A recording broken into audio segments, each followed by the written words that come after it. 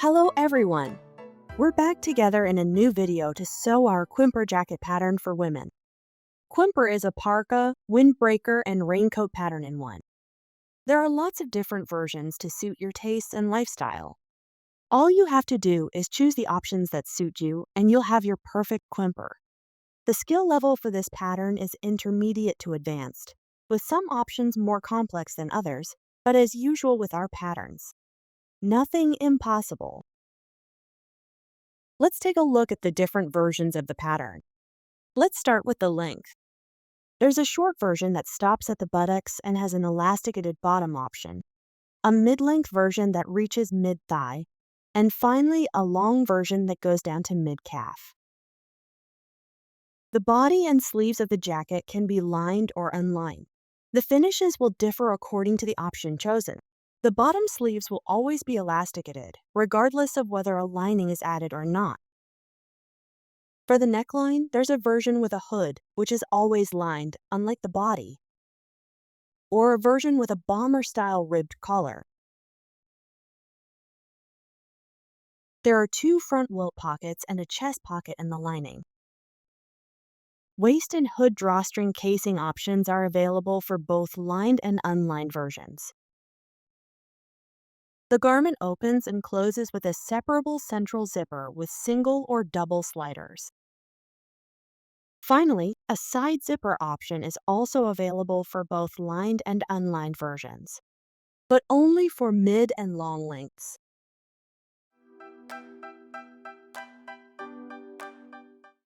This pattern has been designed to be sewn in warp and weft, in other words, in a woven fabric, and therefore a priori non-stretchable.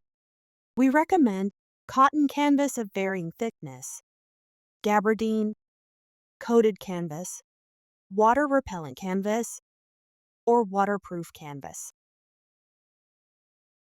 For the lining, which is optional for the body and sleeves and constant for the optional hood version, we recommend cotton poplin, viscose,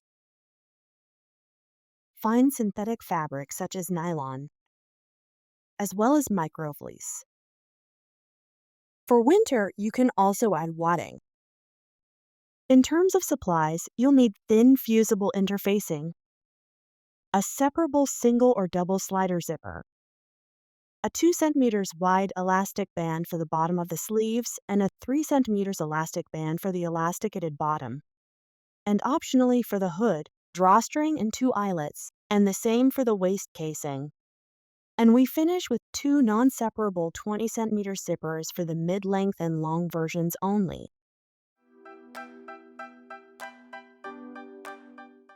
Let's take a look at the different versions we've sewn. We start with this short-hooded raincoat. It's sewn from a coated, waterproof fabric in a lilac color.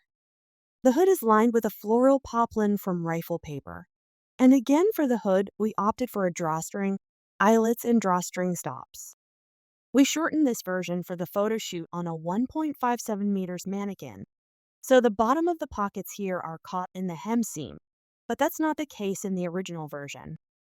If you're in the same situation as me and need to shorten your zipper, don't hesitate to watch our dedicated video. The second version is a short, bomber-style version, sewn in a dull water-repellent canvas in khaki green. The jacket is lined in orange 3D mesh fabric. It has a ribbed collar at the top and an elasticated hem. As with the lilac, this version has been shortened to fit our model. So don't worry if you see us stitching through the pockets in the rest of the video. Next, we have a mid-length version in Gabardine Light by Atelier Brunette in Pecan Pie. The garment is fully lined in a bottle green nylon lining. We prefer to use a 2-way zipper for mid-length versions like this one. There's also a drawstring at the waist for a tighter fit, and a drawstring in the hood. We continue with this long hooded version in dull peach red water-repellent fabric. This windproof parka is lined with off-white microfleece to cope with the first cold snaps, and we've also used fleece in the pocket top bags to keep your hands nice and warm. The zipper has a double slider, and there are 2 zippers on the sides of the bottom of the jacket. Finally, there's this unlined, mid-length version in an iridescent waterproof fabric in a pearly color. It has an off-white ribbed collar to match the zippers. The pocket top bags is an off-white water-repellent nylon fabric. And another detail, we've added 2 side zippers finished with facing.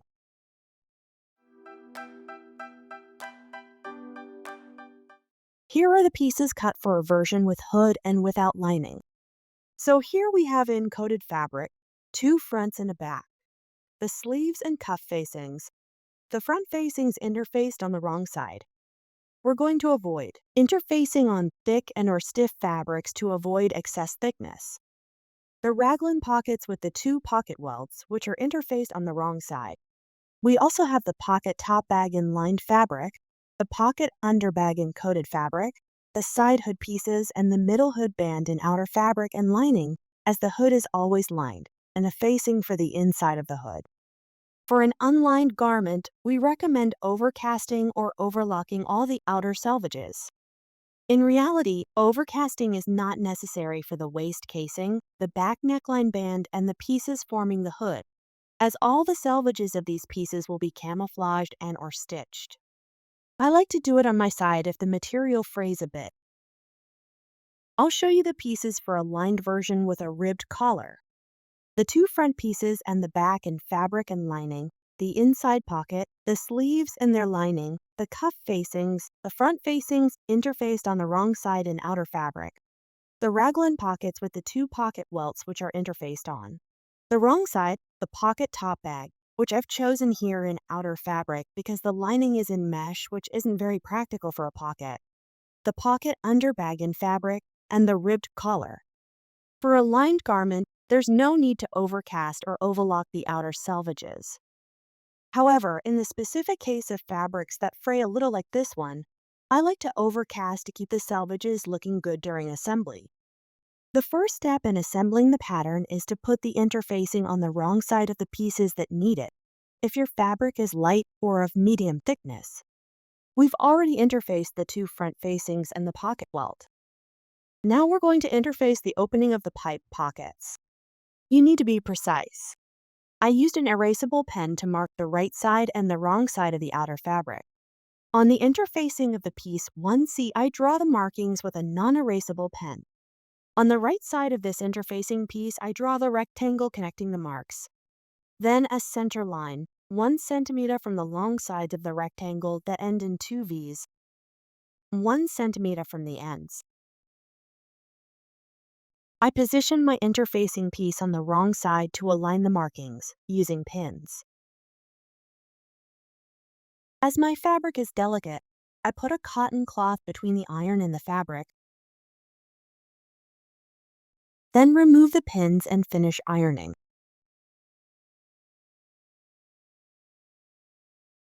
If your original markings on the right side have disappeared in the heat, you need to retrace them on the right side by putting a pin in each corner, and then I mark again with an erasable pen.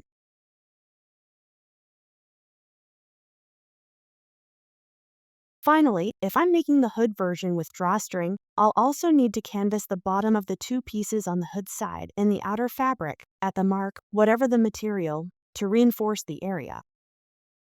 If you opt for the waist drawstring casing as shown here, you'll have the drawstring accessible on the outside of the garment, which passes through an eyelet or buttonhole. In this case, the wrong side of the fronts will need to be interfaced at the mark.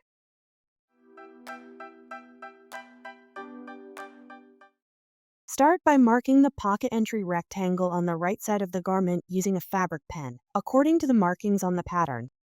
So we just need to join the markings together. Continue with the opening slit, which is a central slit line in the middle of the pocket entry. It ends 1 centimeter from the ends in 2 triangles like this.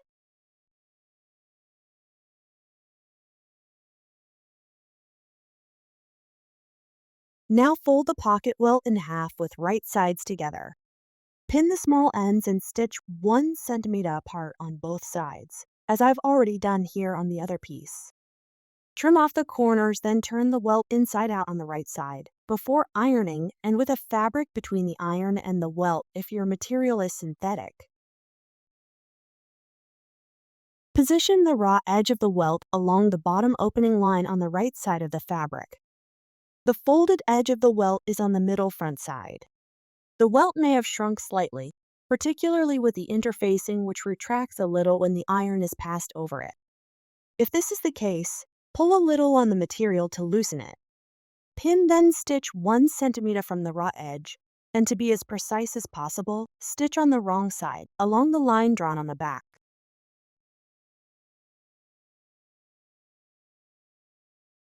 Mark the vertical edges of the pocket bottoms, 1 centimeter from the top and bottom, on the wrong side.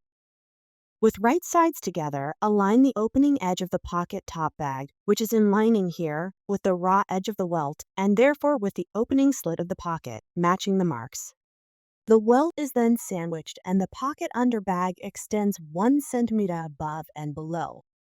Pin along the wrong side and finish by stitching along the seam of the welt you made earlier.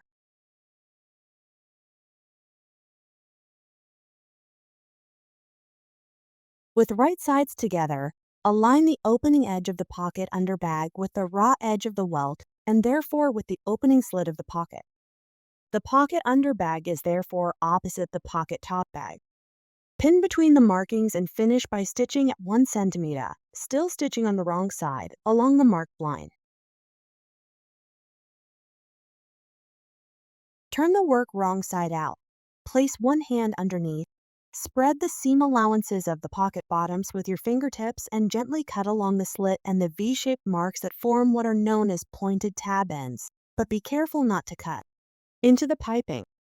At the pointed tab ends, you need to cut precisely down to the stitching. Personally, I like to finish with a seam ripper, which enables me to cut with great precision. We then place the pocket bottoms and the piping on the wrong side of the garment, passing everything through the opening created by the slit and the pointed tab ends to make sure we've cut enough and check that the corners don't wrinkle or not too much anyway, depending on the thickness of the fabric. We now align the selvages of the pocket bottoms together and stitch at 1 centimeter all the way around without stitching the pocket entry. The pointed tab ends are tucked under the fabric at the ends, so we'll pull them away from the fronts and stitch them at their base with the pocket bottom below only. To do this, we'll use a one-leg presser foot, which is a special zipper presser foot for stitching as close to the line as possible. Here's the result. Spread the welt and press the seam allowances of the pocket entry under the garment. All that remains is to stitch the pocket entry at 2 millimeters to hold the seam allowances. And this is what it looks like once it's stitched. Finally, we'll align the vertical selvage of the pocket bottoms with the center front. We'll pin and stitch between 5 and 7 millimeters into the seam allowances to hold the layers in place.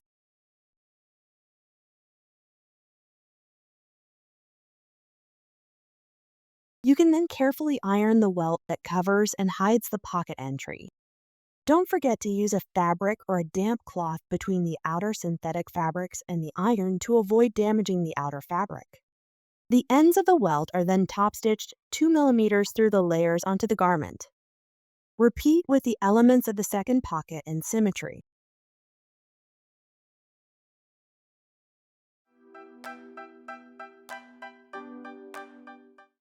First, form a 1 centimeter tuck on the inside pocket top, right sides together. Then a second accordion tuck, this time right sides together. Finally, stitch 1 centimeter apart on both sides of the pocket. Trim off the corners and turn the hem wrong side out. Iron and top stitch 0.8 centimeter from the top of the pocket to hold the hem in place. Then iron a 1 centimeter tuck on the 3 unfolded edges. My trick is to use a small ruler on which you can iron. I fold my fabric over the ruler and simply iron.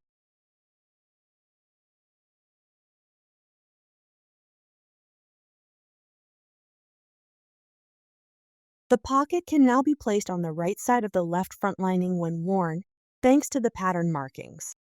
Pin it in place and stitch 2 millimeters along the 3 bottom edges to hold the pocket in place. To help you, you can trace the outline of the pocket placement by connecting the markers.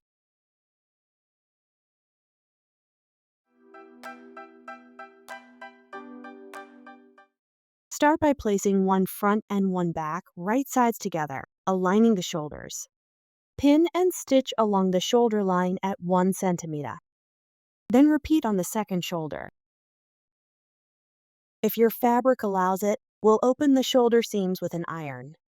Be careful with synthetics. You need to add a fabric or a damp cloth between the iron and the fabric, otherwise you risk burning the material. The seam allowances can be top stitched 2 millimeters on each side to reinforce the seam when worn. Now align the front and back sides and pin in place. If you don't have a zipper on the sides, we'll just stitch the entire height of the sides at 1.5 centimeters. For the version with side zippers, stop the stitching 25 centimeters from the bottom at the pattern mark. Then press open the seams. For the version with side zippers, we insert 20 centimeters non-separable zippers into the side seam or slit. Beforehand, we align the tucks at the bottom of the unsewn side selvages, which form a kind of side slit. Then stitch a temporary base stitch at the bottom to hold in place. This can be done by hand or by machine, using a seam without stop stitches. With the zipper slider closed, 5.2 centimeters from the bottom, align one zipper braid right sides together with the side selvage. Pin with pins rather than darts, whatever the material. Then align the second zipper braid with the other side of the garment. Pin again.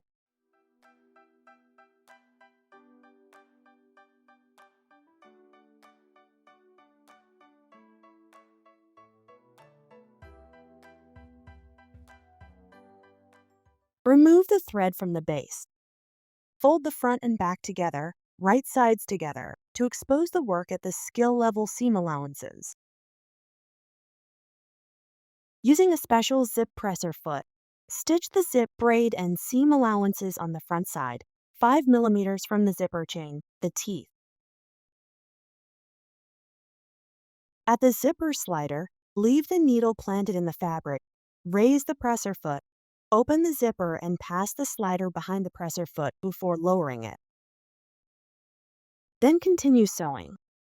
Repeat with the other braid and the back side.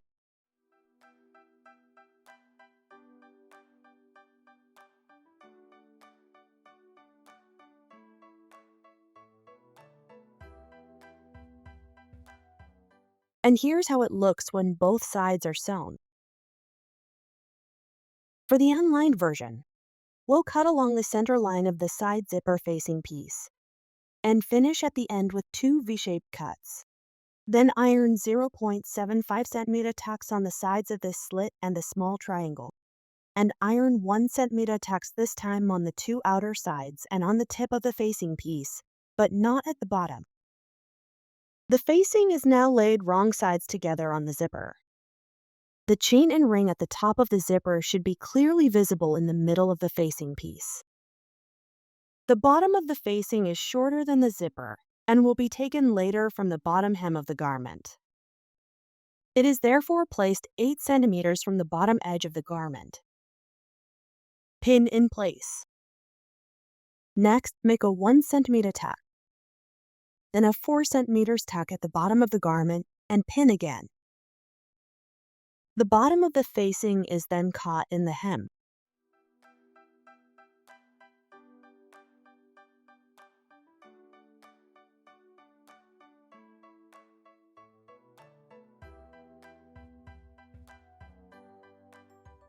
You could also baste all around the facing to hold it in place more securely and with less thickness.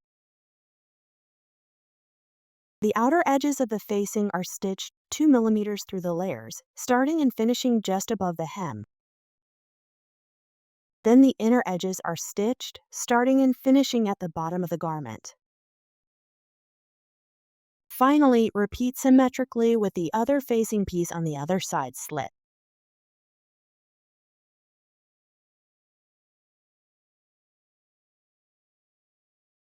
For the lined version, no need for the side zipper facing. These zippers will be left until the lining and garment are assembled.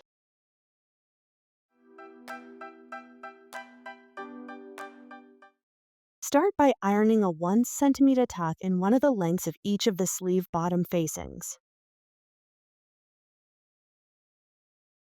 Next, align the unfolded length of the bottom sleeve facing with the bottom of the sleeve right sides together. Match the center marks together and the ends together. Pin and stitch 1 centimeter from the edge. Repeat with the second sleeve and the other facing, as I've already done here.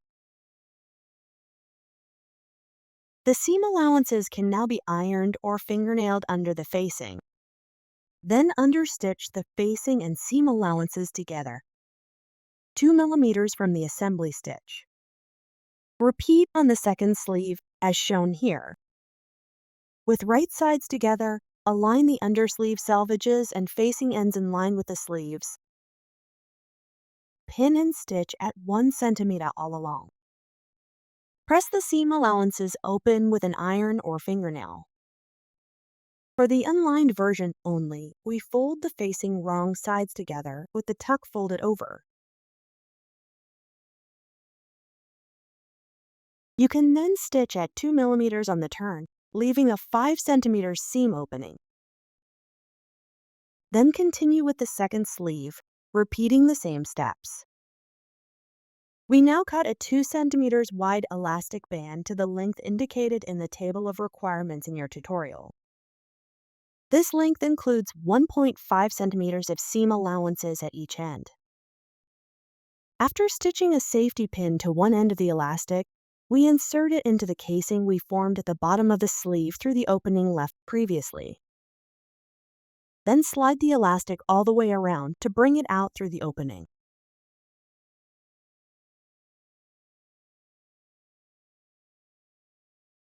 Overlap the two ends by 1.5 centimeters and stitch them together with a square stitch.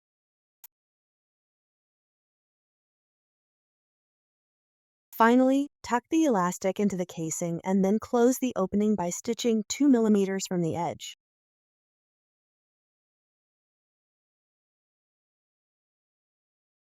And this is what it looks like when stitched. For the lined version, we'll leave the lower sleeve in place until the garment is assembled with the lining. For all versions, lined or not, we finish by turning one sleeve inside out and inserting it into the garment right sides together. Then aligning the selvages by registering the front and back armhole marks. Pin and stitch the entire armhole at 1 centimeter. Here's our sleeve once assembled to the body. Next, press the seam allowances open and repeat the steps on the other sleeve in symmetry.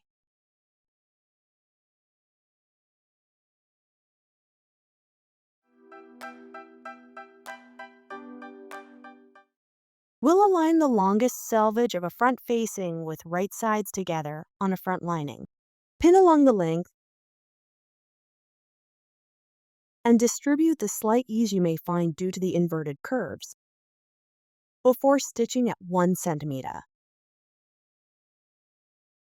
Notch in the seam allowances, then press the seam open. Here's how it looks once stitched and ironed, as shown on the second front I finished beforehand. Now place the two fronts and the lining back right sides together, aligning the shoulders and sides of the garment. Pin and stitch at 1 centimeter for the shoulders and 1.5 centimeters for the sides. Then press open the seams.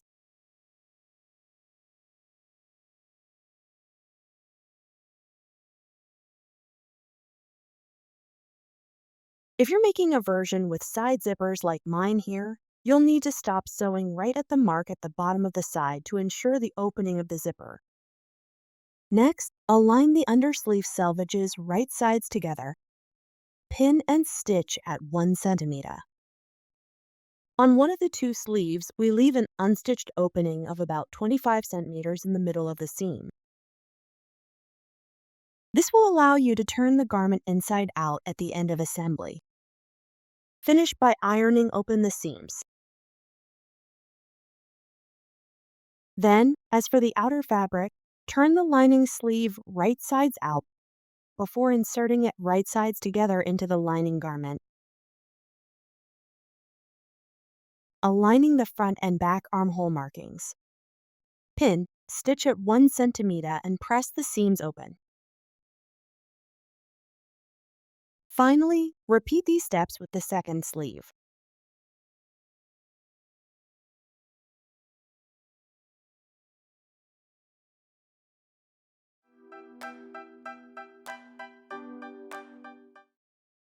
Start by folding the ribbed collar band in 2 wrong sides together. Then align the collar along the neckline, right sides together. We begin by pinning the center marks of the collar and neckline. Continue with the shoulder marks and finally with the ends of the 2 pieces.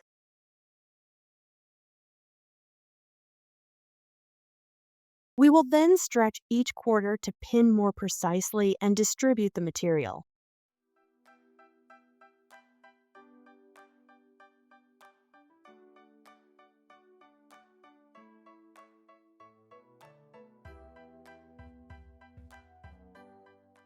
We do this along the entire length and then stitch along the neckline at 1 centimeter.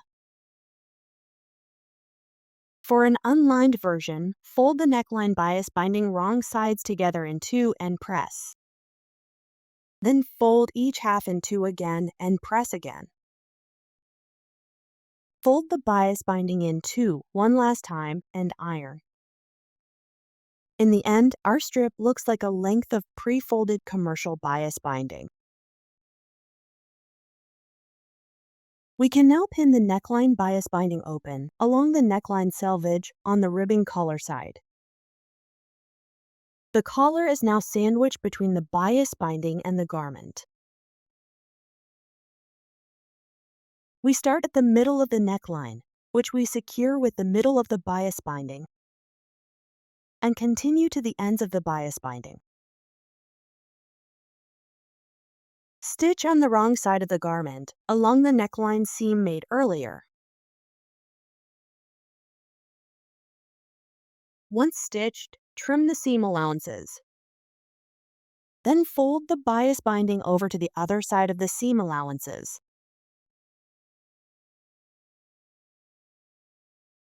Place the last fold line on the previous seam and stitch 2 millimeters from the edge.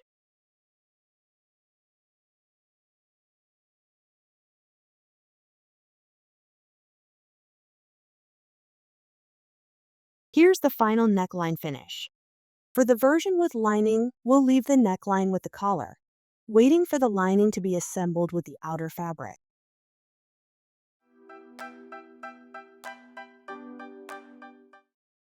For the hooded version, we start by forming the hood from the outer fabric.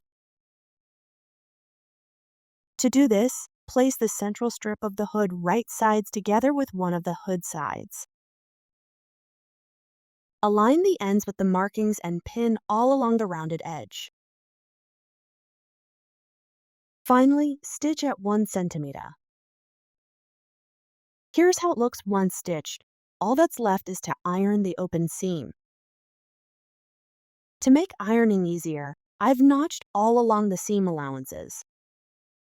Now that the seam is open, the notches allow the fabric to position itself well. We'll repeat the same operations with the second side of the hood. Start by aligning the band and hood side right sides together. Wedge the ends and markings together. Then pin and stitch 1 centimeter from the edge. As for the other side, notch the rounded edges and press open the seams. Now that the outer hood is assembled, we move on to assembling the lining hood. As before, align one side of the lining hood with the center band, right sides together. Match the markings to the ends before pinning all the way through. Repeat with the second side.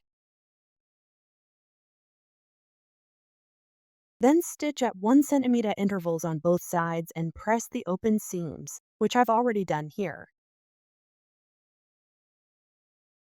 And here's how the two parts of the hood look when assembled. The lining is narrower than the outer fabric hood because we're going to add an outer fabric facing right afterwards. But first, for the version with a cord in the hood, we'll embroider buttonholes or place an eyelet at the entrance to the hood at the exact spot indicated on the pattern. For the buttonholes, we'll make them vertical and place them so that the center of the buttonhole coincides with the mark on the pattern. Repeat on both sides of the hood symmetrically.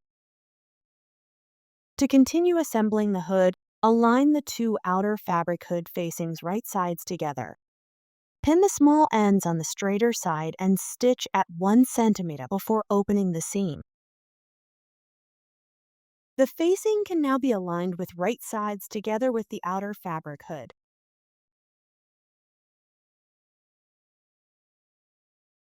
Match the marks, pin and stitch at 1 centimeter.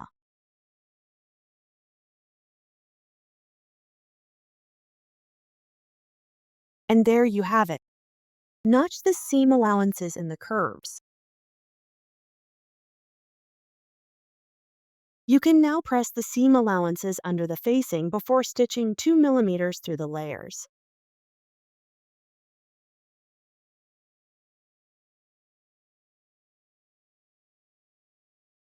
Start and finish stitching 2 centimeters from the ends. Stitch the facing and seam allowances together without catching the hood itself in the stitching. I regularly check that my seam allowances are on the right side during sewing.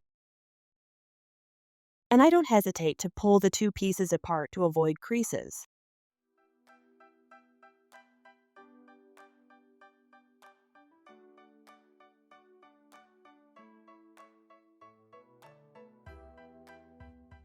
Here's what you get after stitching. Now we'll align the edge of the hood facing with the top of the hood lining, right sides together.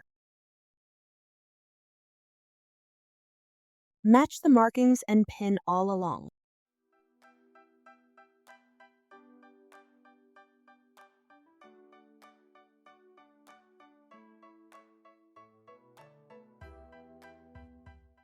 Finish by stitching at 1 centimeter.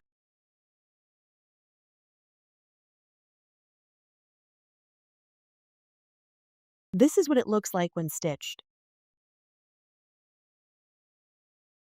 Now fold the hood lining wrong sides together into the outer hood. The hood facing is placed in the hood with the lining. Iron well to facilitate final pressing. Finally, align the base of the hood in outer fabric only with the neckline right sides together. Pull the lining away from the main fabric to avoid catching it in the seam. Pin the marks together, then the rest of the neckline. Finally, stitch 1 centimeter all the way through the 2 layers. Now that it's stitched, we can notch the seam allowances in the rounds, and our hood is finished.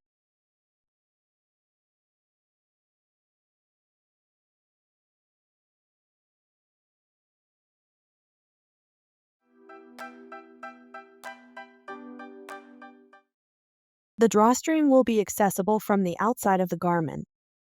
We'll need to embroider buttonholes or eyelets in symmetry on the 2 outer fabric fronts at the marks indicated on the pattern. For the slide itself, start by folding over 2 tucks of 1 centimeter on the wrong side of the small ends of the slide. Stitch at 5 or 7 millimeters to hold it in place. Once sewn, we make another 1 centimeter tuck on the wrong side of one of the casing lengths. You can now align the right side of the length without the tuck along the upper position markers on the inside of the outer fabric garment. Pin the entire length of the casing. Starting with one front, match the side markings and position the end of the casing at 1.5 centimeters from the center of the buttonhole or the eyelet. Continue with the pinning, making sure that the casing is positioned straight. Then move on to the back, matching the other side markings and pinning along the entire length of the waist casing, always with the selvage straight. I've decided not to trace the entire marker line on my pattern, but if you think it'll help, I strongly encourage you to trace it. Finish with the second front and the end of the waist casing, again with its end 1.5 centimeters from the buttonhole or eyelet. Finally, stitch 1 centimeter from the selvage along the entire length of the waist casing. Once the casing has been sewn, iron it downwards. Pin the second length tucked into the garment.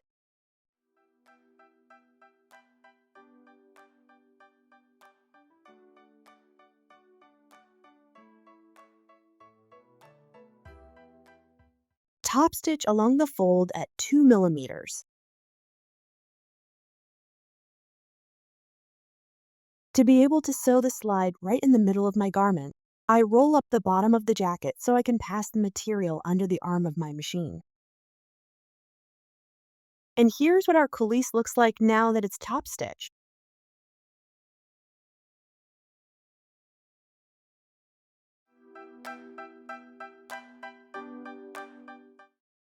For the front zipper with hood option, start by aligning the top ring of one of the zipper braids right sides together at the top of the front.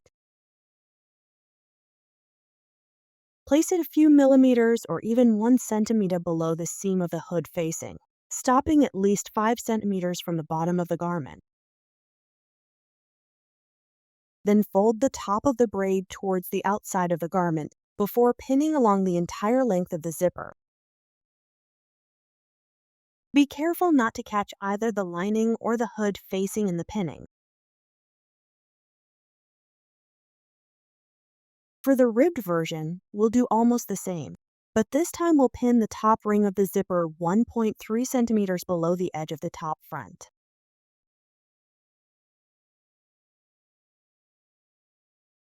There must also be at least 5 centimeters between the bottom of the zipper and the garment. As with the other version, fold the end of the braid outwards and pin along the zipper.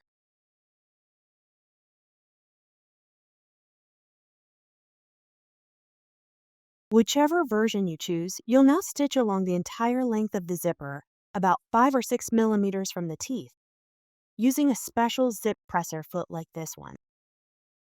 I'll show you live what it looks like under the presser foot. When you reach the slider, leave the needle in place, lift the presser foot, move the slider and continue stitching to the end of the zipper.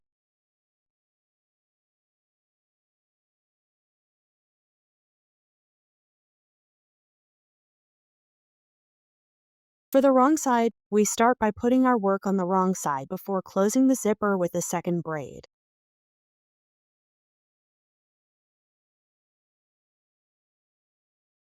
We then align the two fronts symmetrically to position and pin the second zipper braid on the opposite front right sides together.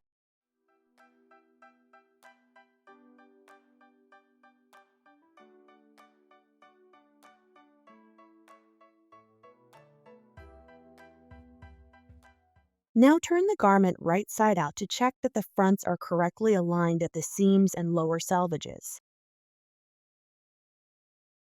Once aligned, separate the zipper and stitch the second braid, always 5 or 6 millimeters from the teeth. And here's how the zipper looks when assembled on the hooded and ribbed versions.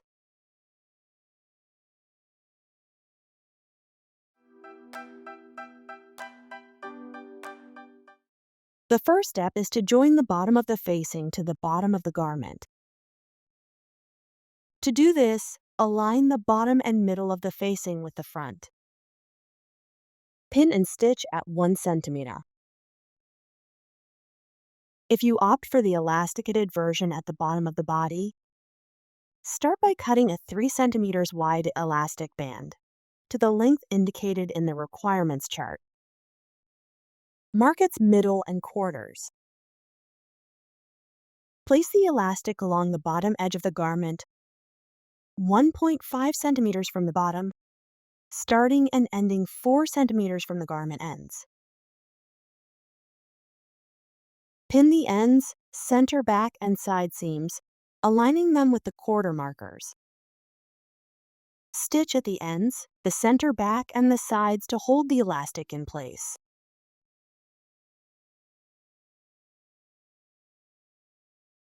For the hooded version, we start by aligning the small rounded part of the facing at the front with right sides together along the hood lining.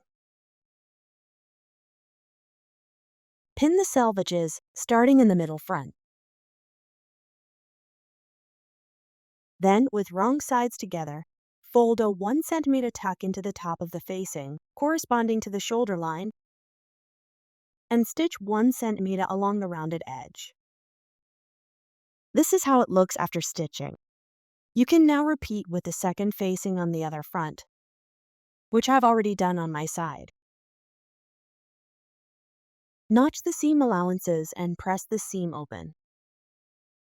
Next, we line up the lining selvage, which is made up of the hood facing, the hood lining, and the front facing, along the middle front selvage and the zipper, which is sandwiched between the fabrics. Finally, pin all along the middle front. At the bottom of the facing, the bottom of the garment will fold in on itself by 4 centimeters, creating the start of our hem. Turn the work inside out and stitch the entire height of the middle front to the zipper seam previously sewn. This is how it looks. Now we'll repeat all these steps in symmetry on the other front. I've already done this on my side, so we can review the steps together. Notch the seam allowances, press the seam open, align the middle front selvages, fold the bottom over 4 centimeters, pin everything together and stitch over the zipper seam on the wrong side. Now for the ribbed version, as with the hood, start by aligning right sides together, the small rounded part of the facing along the front neckline this time. The ribbing and the end of the neckline bias binding are sandwiched together. Pin the selvages, starting in the middle front, and fold in a 1 centimeter tuck at the top of the facing, the part that corresponds to the shoulder line. Finally, stitch 1 centimeter along the rounded edge. The facing can now be aligned with right sides together along the center front. The zipper is now sandwiched between the pieces. The bottom of the garment is folded back 4 centimeters to form the hem, then pinned along the middle. Finally, stitch along the visible zipper seam on the inside of the garment. As always, we'll repeat these steps in symmetry with the other facing on the other front, as shown here. Now, whatever the version, we'll trim off the corners at the top and bottom before turning the facing to the wrong side.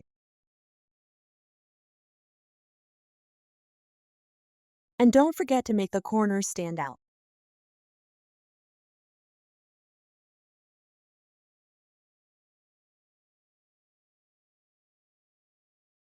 For the hooded or ribbed versions, we'll now fold a first tuck of 1 centimeter with wrong sides together, followed by a second tuck of 4 centimeters all along the bottom. Pin all the way and stitch at 3.8 centimeters on the right side.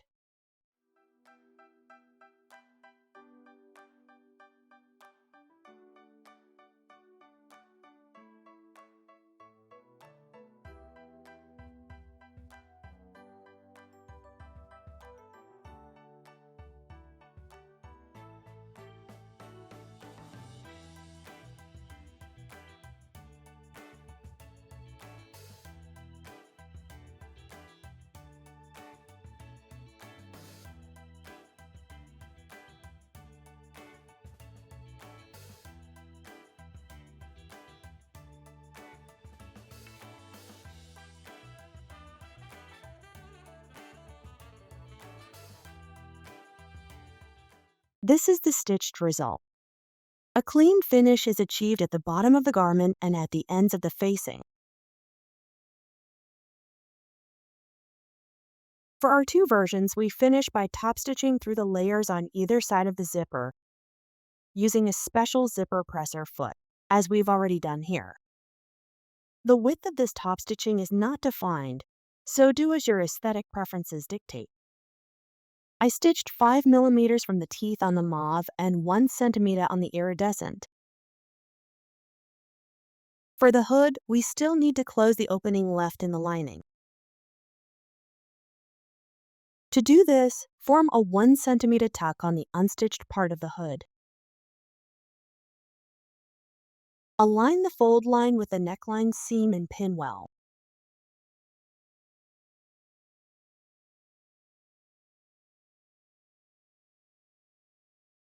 Feel free to use a few more pins than I do if you don't want to go over it twice. Finish by stitching in the groove of the neckline seam from one shoulder seam to the other. The technique is to stitch on the right side of the garment and sew gently to follow the seam. The hood is finished. For the two versions, hood or collar, we reform the 1 centimeter tuck at the top of the front facing. Then align the fold with the shoulder seams, shifting it by 2 millimeters. The facing should hide the seam furrow. Stitch in the shoulder seam groove. This is how it looks on the stitched version with a ribbed collar.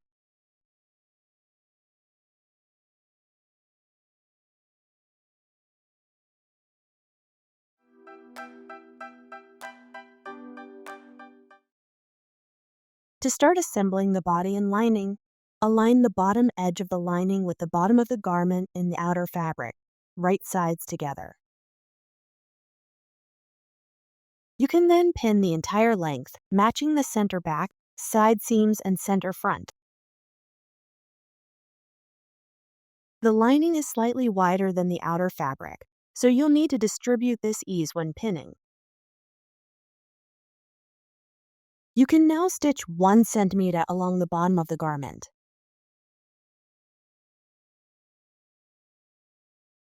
Here's how it looks when stitched. Iron and press the seams towards the outer fabric. For an option with side zippers for mid or long length versions, pin the bottom of the outer fabric and lining in 3 places. We've opened the side zippers to make it easier for us. Then we pin our 3 parts, spreading out the lining's light ease.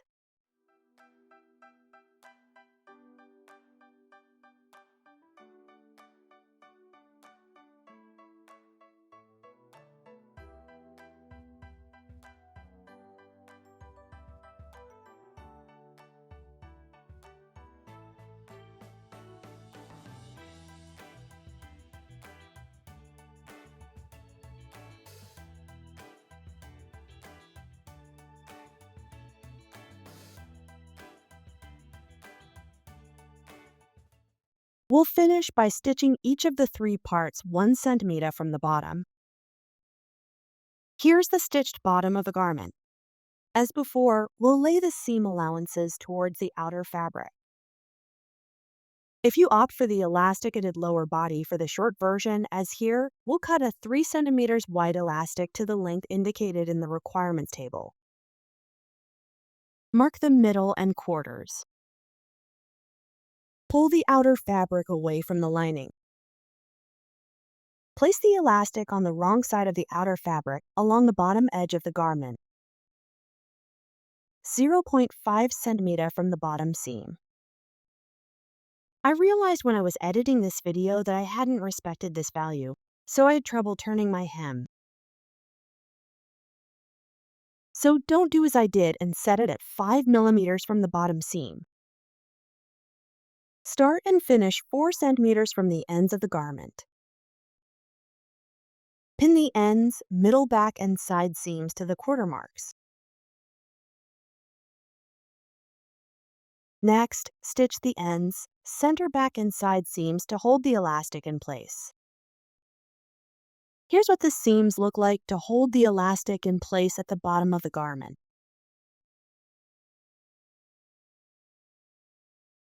For the hood option, we'll now align the top of the lining and its facing with the bottom of the lining hood, right sides together. Be careful to keep the outer fabric well apart so as not to catch it in the pinning or sewing.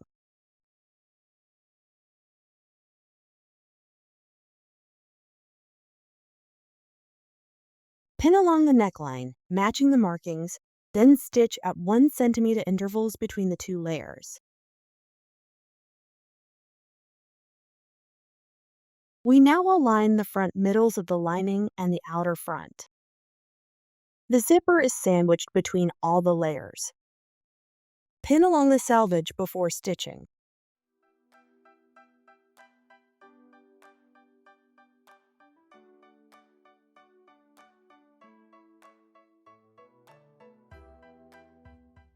To make the work easier and achieve a perfect result, we sew along the zipper seam on the wrong side of the garment.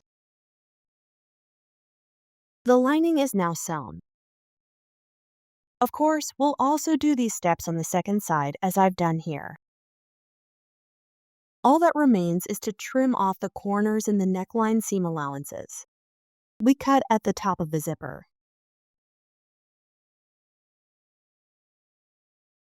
For the ribbed version, we now align the top of the lining, which corresponds to the neckline, with the neckline of the garment in the outer fabric, right sides together. The ribbing is therefore sandwiched between the layers. All that remains is to pin the necklines together.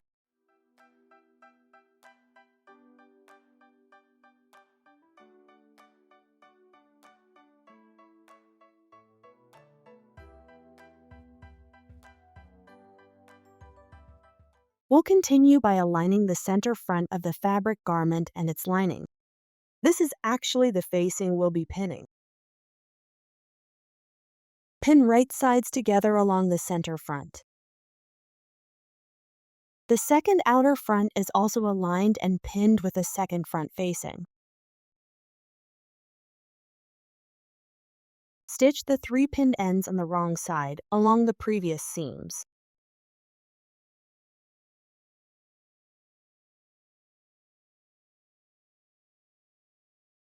Here it is once stitched. Start at the bottom of one middle front. Work your way up to the neckline and continue along the neckline before working your way down the second middle front. Now you can trim off the corners of the seam allowances on both sides of the neckline. Note that for the elasticated version, as shown here, the bottom hem is tightened by the elastic.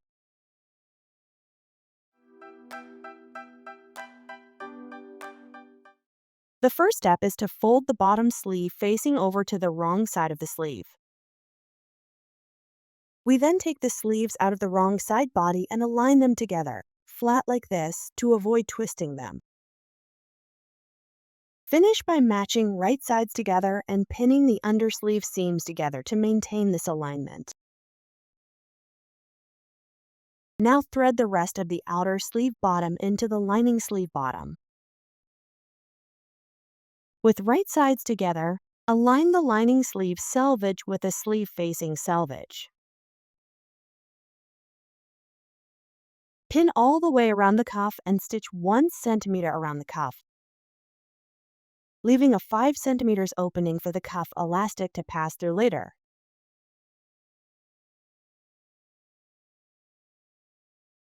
This is the result. We stitched the lining and facing without sewing the fabric on the outer sleeve. The result is a sort of tube.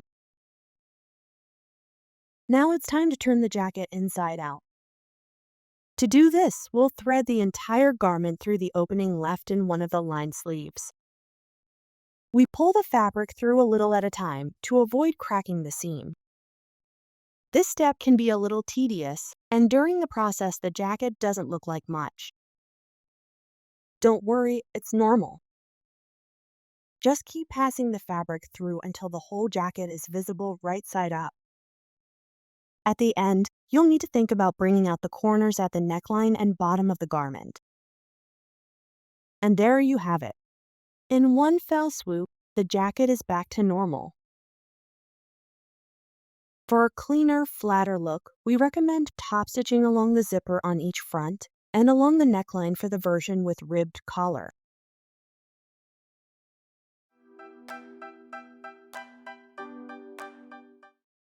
Now it's time to close the sleeve opening. So start by folding over the seam allowances 1 centimeter along the seam. Superimpose the two folds together and pin before stitching at 2 millimeters. I'll show you how this works on two different models. To finish the cuffs, we'll fold the facing just at the seam line and pin the layers together. Here, my seam allowances are angled towards the lining because it's thinner than the outer fabric. For the version with the fleece lining, for example, I'd rather recommend lying the seams towards the outer fabric to avoid over-thickness. Stitch 2 millimeters from the cuff assembly seam and on the side where the seam allowances lie. Stop stitching at the ends of the opening to create a casing for the elastic.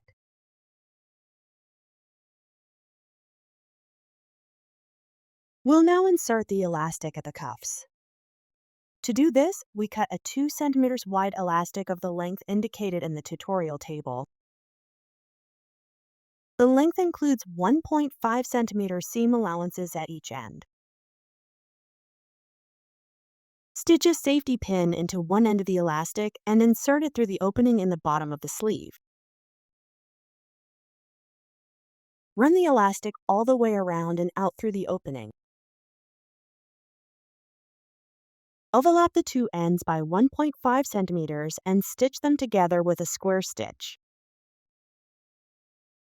Finish inserting the elastic into the casing and close the opening by stitching 2 millimeters from the edge. All these steps can then be repeated on the other sleeve.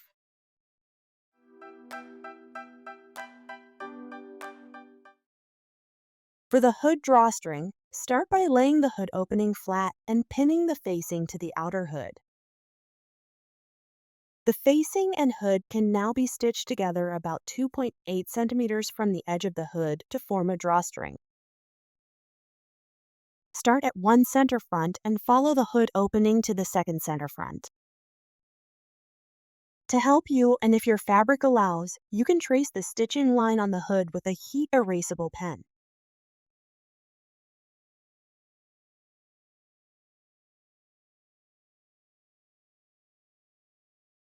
Now that our casing is formed, we can thread the cord between the facing and the hood. Stick a safety pin in the end of the cord and start with one of the eyelets or buttonholes. Then work your way out through the other eyelet or buttonhole at the other end. Finish by adding cord stops at the ends. On my version in peach red water repellent canvas, I chose eyelets that are too narrow for a safety pin.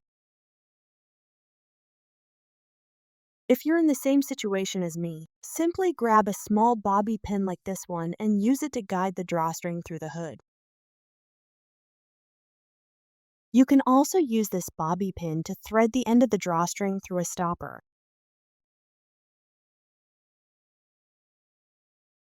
To finish the waist casing, first lay the garment very flat. Pass the drawstring through the casing using a safety pin that has been pinned to one end of the drawstring.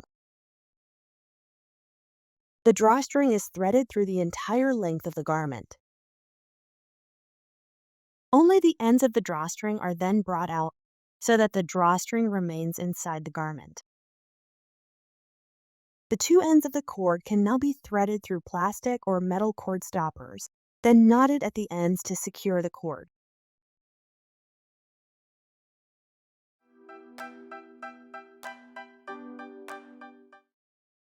For the short version with elasticated stockings, start by pinning the 4 centimeters tuck along the entire length of the garment.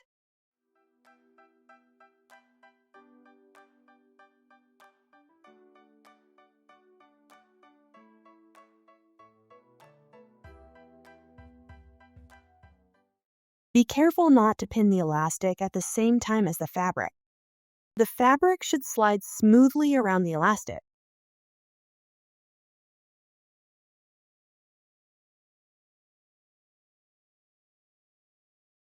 Finish by stitching 3.8 centimeters from the bottom to enclose the elastic, again taking care not to catch the elastic in the seam. For mid-length and long versions with side zippers, start by folding the 1.5 centimeter side seam allowances onto the wrong side of the garment. Fold the bottom 4 centimeters along the zipper and pin it in place. Repeat on the second chain of the zipper and finish by stitching on the right side, 5 millimeters from the zipper teeth, all the way around. To finish the assembly, you have the option of top stitching the hem at 3.8 centimeters or leaving the bottom of the garment as it is. You choose according to your taste. And voila! Your quimper is finished. We hope you find this video useful. If so, please feel free to like it and subscribe to our channel. We can't wait to see your versions, so join us on Instagram with the hashtag Ikatee Quimper. See you soon at Ikatee.